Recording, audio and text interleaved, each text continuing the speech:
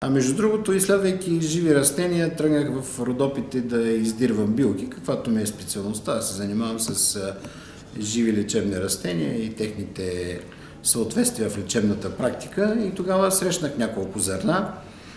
Еднозърнестият елемент се отличава по това, че има само едно къмшиче отгоре върху зърното. Това ми направи силно впечатление.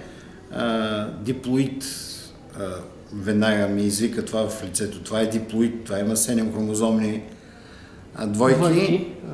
Събрах всичко, което намерих до зранце и като шепа злато го сложих в пазвата и тръгнах към Боженския Балкан, където го възпроизведох. И когато започнах изследванията върху енергетичната му стойност, тогава разбрах, че няма билка, която да му съперничи.